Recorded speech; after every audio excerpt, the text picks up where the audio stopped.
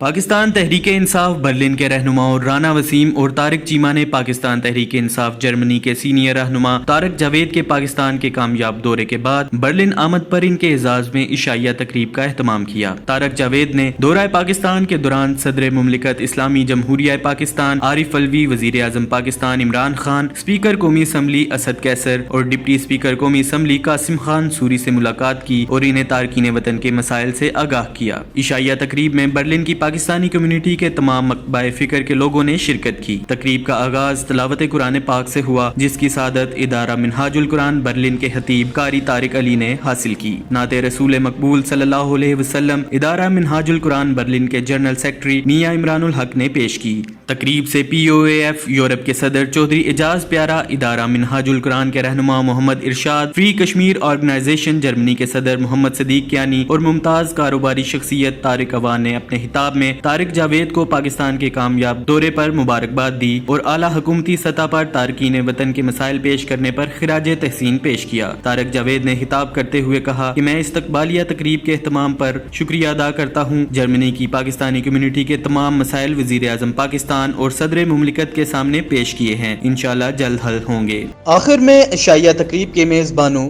رانا وسیم، طارق چیمہ اور ظہیر عباس نے تقریب میں شرکت پر تمام مہمانوں کا شکریہ ادا کیا۔ رپورٹ متی اللہ، جذبہ نیوز، برلن۔ امیگریشن اور تارکین وطن کی خبروں سے باخبر رہنے کے لیے ہمارا YouTube چینل سبسکرائب کریں اور بیل آئیکن کو کلک کریں۔ خوبصورت اسلام آباد کی خوبصورت ترین بحریہ انکلیو میں 3، 4 اور 5 کمروں کے luxury apartments. The Centrium, iconic living.